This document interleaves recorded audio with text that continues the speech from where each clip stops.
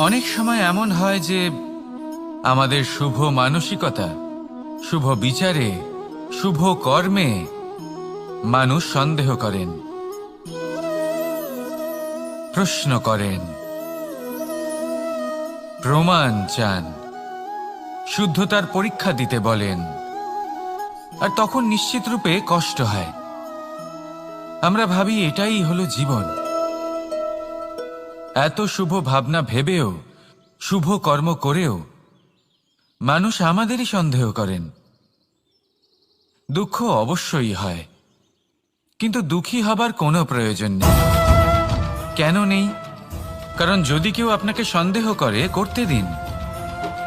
সংসারে কি হয় তা দেখুন। এই সংসারে সোনার শুদ্ধতাকেই পরখ করা হয়, কয়লার কটুতাকে নয়। আপনি হলেন স্বর্ণ, তাই আপনার শুদ্ধতা অবশ্যই পরখ করা হবে। সেটা তো হবেই হবে। আপনি নিজেকে দুঃখী করবেন না। আপনার কর্ম শুধু একটাই, স্বর্ণর মতো উজ্জ্বল থাকা। এই সংসার আপনার ভাবনা, চিন্তা, কর্ম এবং শুদ্ধতার প্রমাণ পেতেই থাকবে। তাই আসুন আর আমার সাথে ভালোবেসে বলুন, রাধা রাধা। অনেক সময় এমন হয় যখন মানুষ আমাদের সত্যকে অস্বীকার করতে থাকেন আর মানুষের মিথ্যে কথাগুলিকে গ্রহণ করেন, তাও আবার অত্যন্ত সহজে। তখন আমাদের খুব দুঃখ হয়, বড়ই ক্রোধ হয় মানুষের এই মানসিকতা নিয়ে। কিন্তু এটা জানা অত্যন্ত গুরুত্বপূর্ণ যে এমন কেন হয়। কারণটা কি আপনি? আপনারই কি কোনো দোষ রয়েছে? কখনোই নয়। কারণ হলো এটা যে এই যে সত্য, এই সত্যের মূল্য অত্যন্ত অধিক। এতটাই অধিক যে অনেক সময় অনেক ধনী ব্যক্তিও এর মূল্য মেটাতে পারেন না। সেখানেই যদি মিথ্যের কথা বলি, তাহলে এর মূল্য অত্যন্ত কম।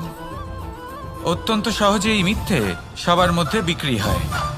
সত্যি বলতে এটা ভাবা আপনার কর্ম নয় যে লোকে কেন আপনাকে বুঝতেই পারেন না, আপনার সত্য কেন বুঝতে পারেন না। আপনার কর্ম হলো আপনার সত্যের সাথে দাঁড়িয়ে থাকা, সেই সত্যের সাথে চলতে থাকা। কারণ সত্য তার কাছেই আসবে যে সত্যকে খুঁজে নিতে চায়। নয়তো বেশিরভাগ মানুষ মিথ্যেকে নিয়েই প্রসন্ন রয়েছেন। আপনি সত্যের সাথে কর্মের পথে অগ্রসর হতে থাকুন। সত্য বেশি দিন লুকোনো থাকে না। সংসারের সম্মুখে এটা অবশ্যই একদিন আসবে, কিন্তু তখনও সেটা মানুষের ওপর সে বিশ্বাস করবে কি করবে না। আপনি কর্ম করতে থাকুন আর আমার সাথে ভালোবেসে বলুন, রাধা রাধা। জীবনে যখনই আমরা এমন কোনো পথে চলতে চাই যা মূলত কাঁটায় ভরা, ছোট পাথর থাকে যা বিঁধে যেতে পারে, তখন আমরা কি করি? আমরা পাদুকা ব্যবহার করি, আর তারপরে আমরা খুব সরলভাবে সেই পথে অগ্রসর হতে পারি। কিন্তু যদি পাদুকা আর পায়ের মাঝে কোনো ছোট পাথরও এসে ফেসে যায়, তখন কিন্তু আমরা খুব কোমল পথও পার করতে পারবো না। কিছু বুঝলেন আপনারা? এর সারমর্ম হলো এটাই যে আমরা বাইরের যুদ্ধ জয় করতে পারি, সেখানে সফল হতে পারি, কিন্তু তার থেকেও অনেক বেশি গুরুত্বপূর্ণ আর অনেক বেশি কঠিন অনেক আছে। কিন্তু সম্পূর্ণ সময় এই চিন্তায় ব্যর্থ করা উচিত নয়। যদি আপনি বেশি সময় লাগিয়ে ফেলেন, তাহলে সময় আপনার ওপর অবশ্যই রুষ্ট হবে। আর কেনই বা হবে না? আপনি সময় নষ্ট করছেন, আর সেটা উচিত নয়। দেখুন, নিশ্চিতভাবে ভাবনা চিন্তা করুন, বিবেচনা করুন, পূর্ণরূপে করুন, কিন্তু এটাও মনে রাখবেন যে উচিত সময়ের মধ্যে আপনাকে কর্ম আরম্ভ করতেই হবে। যদি ভাবতেই থাকেন, তাহলে কর্ম আরম্ভ করতে পারবেন না। আর এই সময় অত্যন্ত বলশালী। যদি একে সম্মান করেন, তাহলে তা আপনার সাথে থাকবে, আর যদি না করেন, তাহলে থাকবে না। আসুন সময়কে সম্মান করুন আর আমার সাথে ভালোবেসে বলুন, রাধা রাধা। আপনি কখনো ভেবে দেখেছেন কি সেই জিনিস যা আপনাকে সামনে এগোতে বাধা দিচ্ছে? ধরুন আপনি কোনো পথ দিয়ে যাচ্ছেন, পা মুচকে গেলে তা আপনাকে সামনে এগোতে বাধা দেয়। সেইভাবেই জীবনে ক্ষুদ্র চিন্তা আপনাকে সামনে এগোতে বাধা দেয়। দেখুন, যদি কোনো চাক থাকে যার মধ্যে ফাটল রয়েছে, তা আপনাকে ভালো মাটির পাত্র বানাতে দেবে না। ঠিক সেইভাবেই কাউকে ঈর্ষা করলে তা আপনাকে মহান হতে দেবে না। আমি উচ্চস্তরীয় আরো নিচুতে রয়েছে, এই ভাবনা কখনোই আপনাকে উচ্চস্তরে পৌঁছতে দেবে না। মন থেকে সকল বিকার, ঈর্ষা, মোহ, লোভ, লালসা এই সব ত্যাগ করুন। চিন্তা ভাবনাকে বড় করে তুলুন, ধন্যাত্মক বোধ জাগিয়ে তুলুন, আর সম্পূর্ণ সমর্পিত হয়ে কর্ম করুন। মহানুভবতা আর সাফল্য এই দুই আপনার পদানত হয়ে থাকবে। তাহলে আসুন আর আমার সাথে ভালোবেসে বলুন, রাধা রাধা। খুব বড় একটা প্রশ্ন করতে চলেছি, এই সংসারের সব থেকে বেশি সুখী কে? এবার কেউ বলবে সেই ব্যক্তি যিনি সব থেকে বেশি ধনী, যার কাছে সব থেকে বেশি ধন আছে, আভূষণ আছে, স্বর্ণ আছে। কেউ বলবেন কোনো রাজ্যের রাজা, কারণ তিনি শাসন করতে পারেন, তার আদেশ ছাড়া কোনো কাজ সম্ভব নয়, ইত্যাদি ইত্যাদি। এর উত্তর যদি আমি দিই, তাহলে এটুকুই বলবো, সংসারের সব থেকে সুখী ব্যক্তি হলেন তিনি যিনি সন্তুষ্ট। যখন সে ধনী হয়ে ওঠে, নাকি যখন তার কাছে সম্মান থাকে, নাকি যখন রূপবান হয় বা অধিক শক্তিশালী হয়। মানুষ বড় মানুষ তখনই হতে পারে যখন বিপদের সময় সে অন্য কোনো মানুষের পাশে এসে দাঁড়ায়। তাই সর্বপ্রথম এটা শিখুন। হয়তো এই জন্যই হনুমান শ্রীরামের কাছে এতটা বড়, আর হয়তো এই জন্যই বলরাম দাদা আমার কাছে এত বড়। যদি আপনিও জীবনে বড় হয়ে উঠতে চান, তাহলে কারোর সাথে তার দুঃখের সময়, তার সংকটের সময় তাকে সঙ্গ দিন আর পাশে এসে দাঁড়ান। এই মন প্রসন্ন হয়ে বলবে, রাধা রাধা। জীবনে সব থেকে বেশি গুরুত্বপূর্ণ বস্তু কি? বাড়ি, বাহন, সোনা, ধন।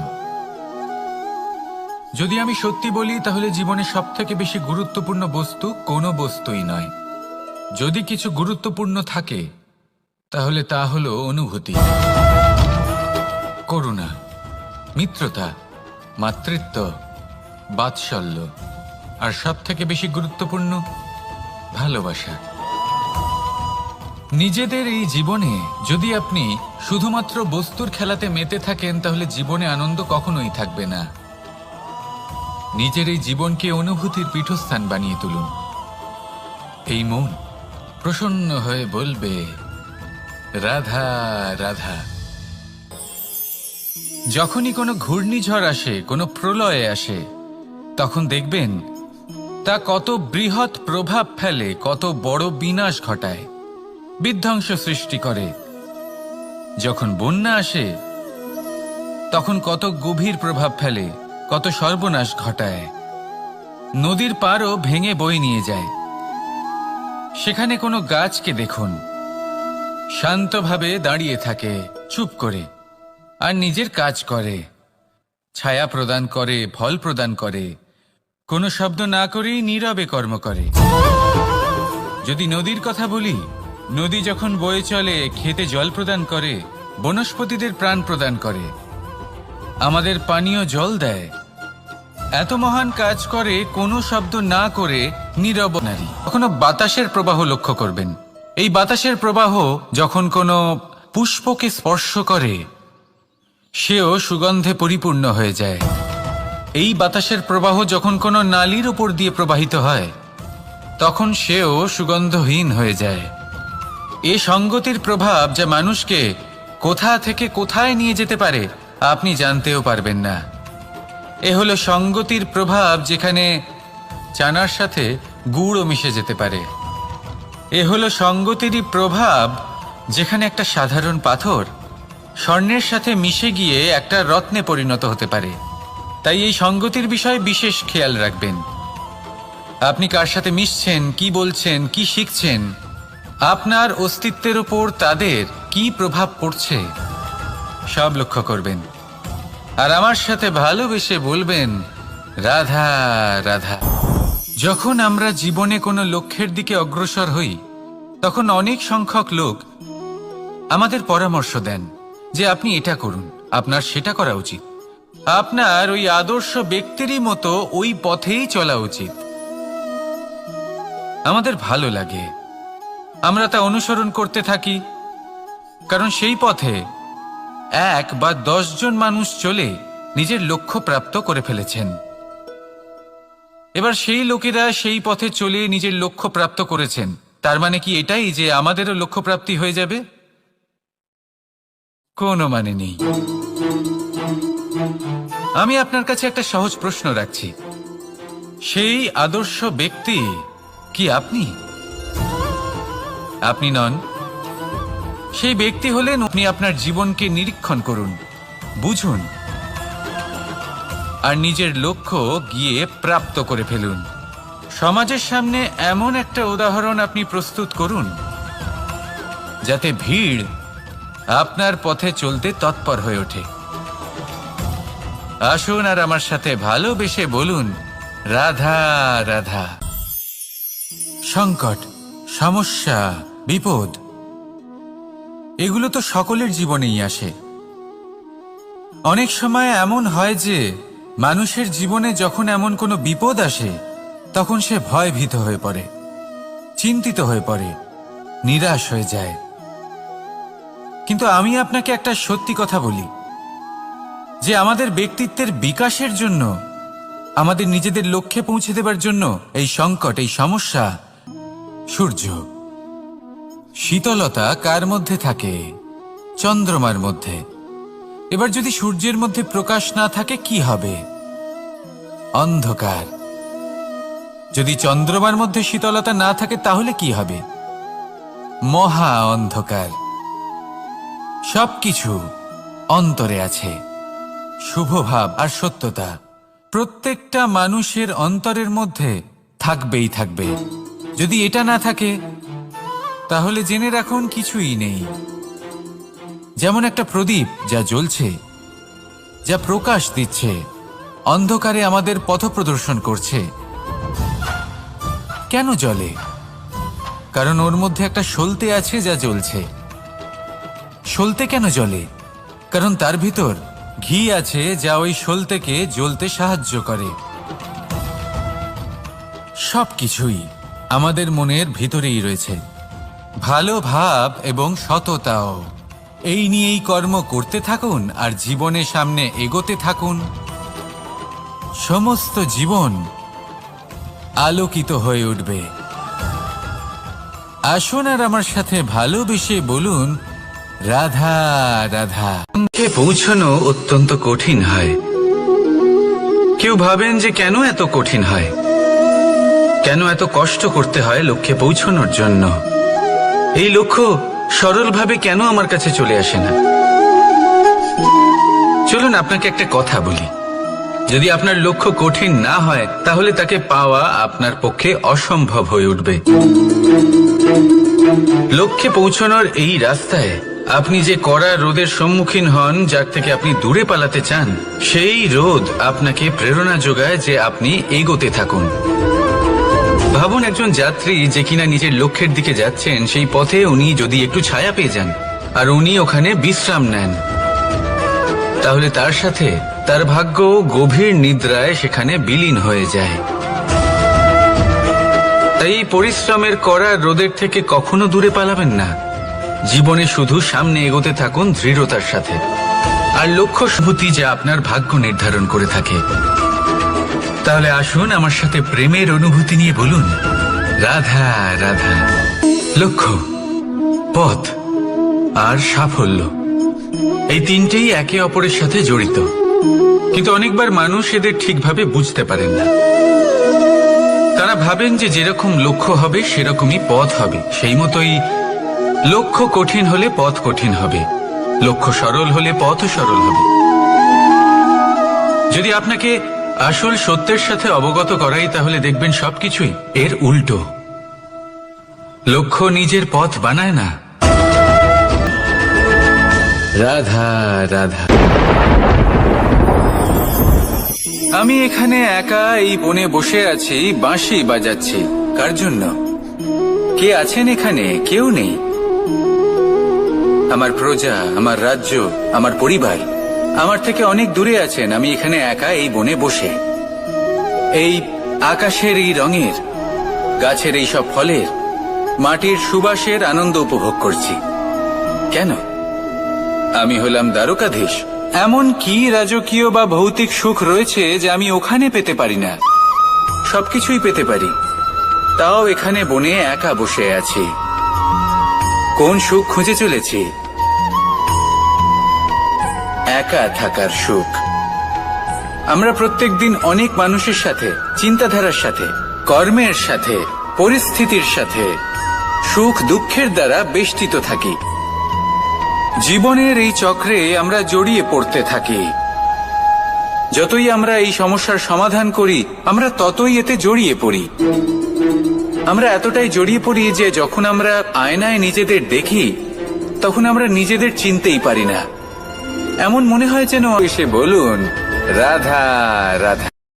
বাহ, পুষ্পের সুবাস আমার খুব ভালো লাগে।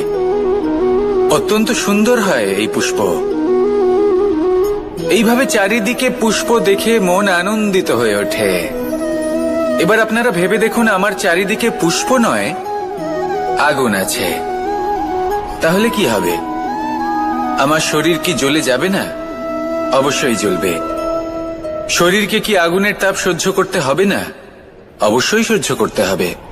এটাই হলো প্রকৃতির নিয়ম। এই নিয়ম কিন্তু আমরা সবাই জানি, কিন্তু আমাদের মধ্যে বেশিরভাগ মানুষ এই বিভ্রান্তি নিয়ে বাঁচি যে এই যে প্রকৃতির নিয়ম, তা আমার ওপর প্রযোজ্য নয়। তা কিন্তু নয়। আমাদের চতুর্দিকে এই যে নিসর্গ রয়েছে, আমরা তার কতটা ক্ষতি করি সেটা একবার ভেবে দেখুন। আমরা বনাঞ্চল জ্বালিয়ে দিই, বায়ু দূষিত করি, জল দূষিত করি, প্রাণীদের হত্যা আমরা করি। কেন? এই নিসর্গ আমরা নষ্ট করি, যদিও আমরা জানি যে আমরাও হলাম। যদি নিসর্গ থাকে তাহলেই জীবন থাকবে। আসুন আমার সাথে ভালোবেসে বলুন, রাধা রাধা। কারই না পছন্দ বলুন তো? অত্যন্ত সুস্বাদু হয় এই মধু, মিষ্টি খেতে হয় এবং তা শক্তিও প্রদান করে।